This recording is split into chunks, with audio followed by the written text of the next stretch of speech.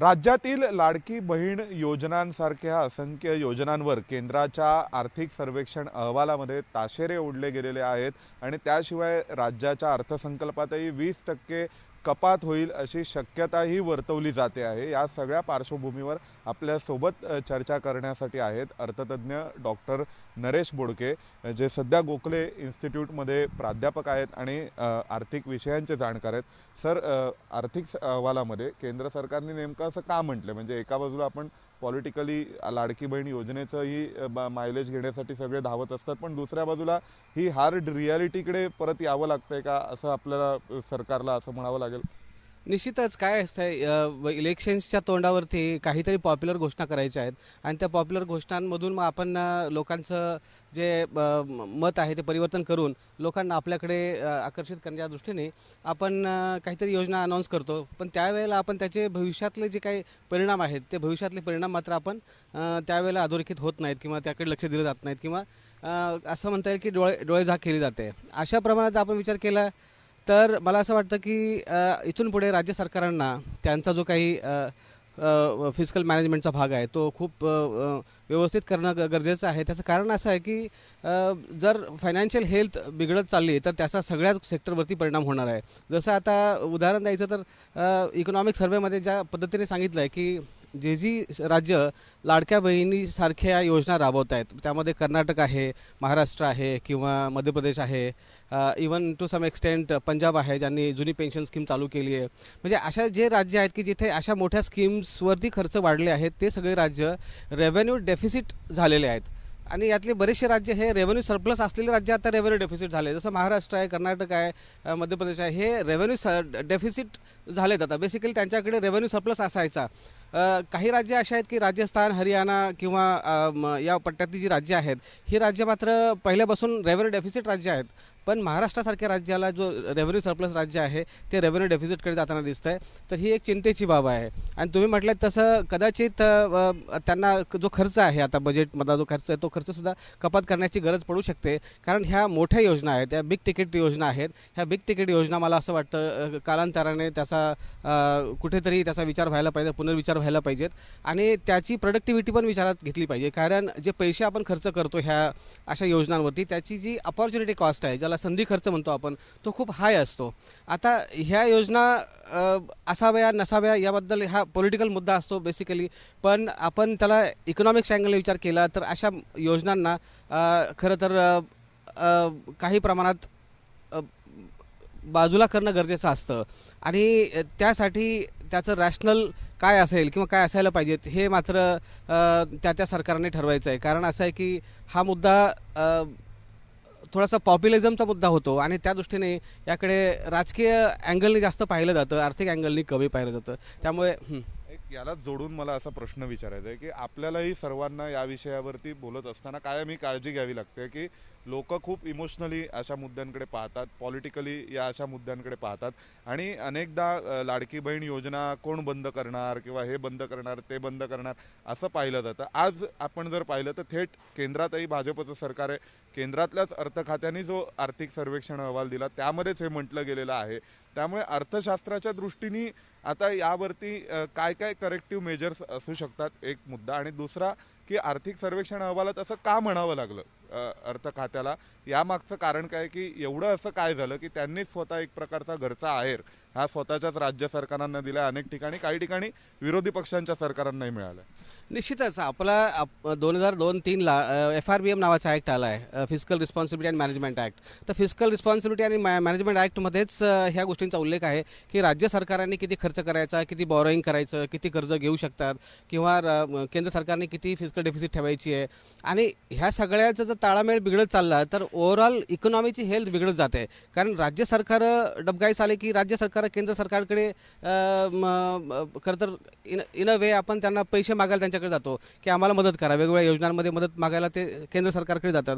म्हणून राज्य सरकारांचं जे काही फिस्कल मॅनेजमेंट आहे ह्याच्यावर कंट्रोल ठेवणं गरजेचं असतं। एक फिस्कल फेडरलिझमचा भाग असला तरी सुद्धा की राज्यांना त्यांची ऑटोनॉमी आहे, राज्यांनी कसा खर्च करायचा आहे. पण GST झाल्यापासून राज्यांची फिस्कल मॅनेजमेंटमधली जी काही एक साईड आहे, बेसिकली रेव्हेन्यू साईड आहे, ती कंट्रोलच्या बाहेर गेलेली आहे. त्यामुळे जे काही GSTतून त्यांना परतावा मिळेल, GSTच्या अँगलने जे काही पैसे केंद्राकडे येतील तेच पैसे त्यांच्याकडे असतात. परंतु त्याच्या व्यतिरिक्त 2-3 कर त्यांच्याकडे आहे, जसं लिकरवरचा कर असेल किंवा पेट्रोल डिझेलवरचा तो काही कर असेल, हे एवढे कर त्यांच्या अखत्यारीत आहेत. असं असताना त्यांना रेव्हेन्यू जो आहे तो खूप काळजीपूर्वक खर्च केलं पाहिजेत. आणि त्यावेळेला जर अशा योजना, पॉप्युलर योजना किंवा बिग साईज योजना जर गव्हर्नमेंट आणत असतील तर त्याचा निश्चितच इतर खर्चावरती, विशेष करून जेव्हा रेव्हेन्यू डेफिसिट आपण म्हणत असतो, तर रेव्हेन्यू डेफिसिट आणि रेव्हेन्यू सरप्लसचा अर्थ असा आहे की आपण जी बॉरोईंग करणार आहोत, आपण जे कर्ज घेणार आहोत, ते कर्ज नेमकं कुठे खर्च होणार आहे.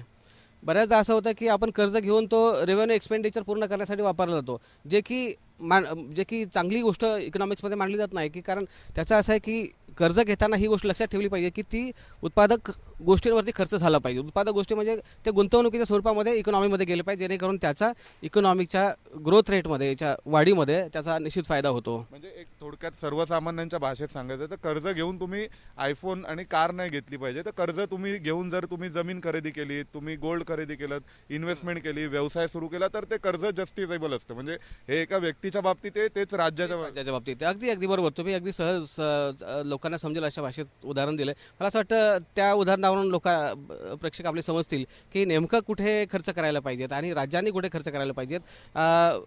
आता ह्या सगळ्यावरती खरं तर पॉलिटिकल गोष्टी जास्त असल्यामुळे मी त्याच्यावरती, जसं तुम्ही बोललात तसं मी कमेंट करणं टाळतोय किंवा मला तारेवरची कसरत करायला लागते.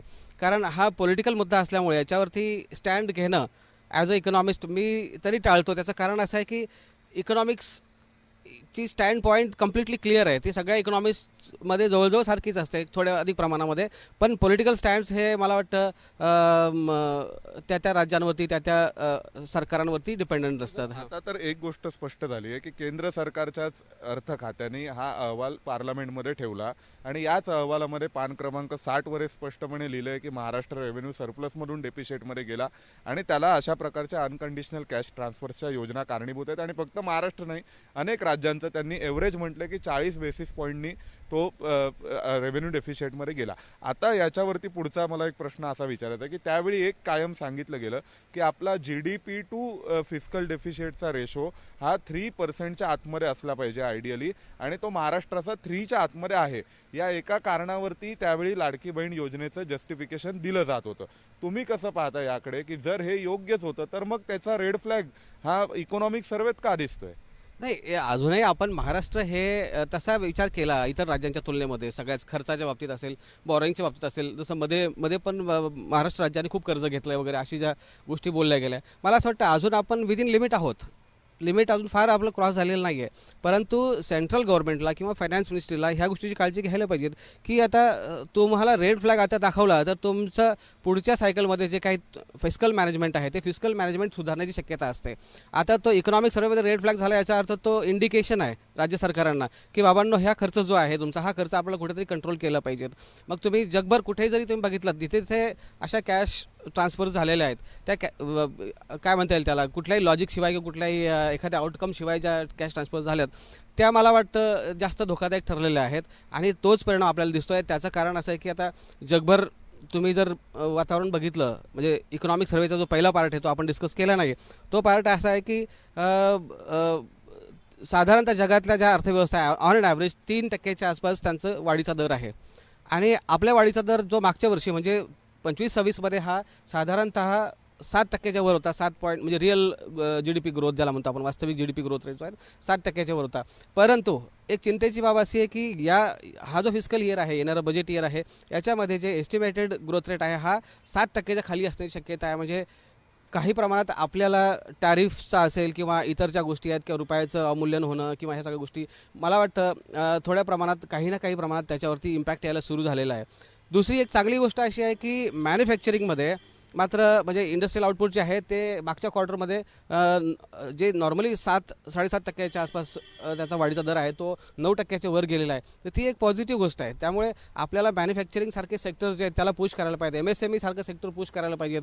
MSMEचं कॉन्ट्रीब्युशन तुम्ही जर विचार केला तर ओव्हरऑल मॅन्युफॅक्चरिंगमध्ये 35% त्यांचं कॉन्ट्रीब्युशन आहे आणि जो काही संपूर्ण आपला मॅन्युफॅक्चरिंगचा एक्सपोर्ट आहे त्याच्यामध्ये 50% कॉन्ट्रीब्युशन आहे. तर मला असं वाटतं येणाऱ्या बजेटमध्ये ह्या सेक्टर्सवरती जास्त सेंट्रल गव्हर्नमेंट खर्च करेल आणि तेच इंडिकेशन मला वाटतं त्यांना द्यायचं आहे की तुम्हाला खर्च करताना प्रोडक्टिव्ह सेक्टरवरती खर्च झाला पाहिजेत. म्हणून हे जे अनप्रोडक्टिव्ह सेक्टरवरती जो खर्च आहे लाडक्या बहिणीसारख्या योजना आहेत ह्याच्यावरती कंट्रोल आणून तुम्ही त्याचा जो काही उपयोग आहे तो चांगल्या कामासाठी करावा. त्याची अपॉर्च्युनिटी कॉस्ट खूप हाय आहे आणि त्या दृष्टीने हे रेड फ्लॅग केलेले असावेत.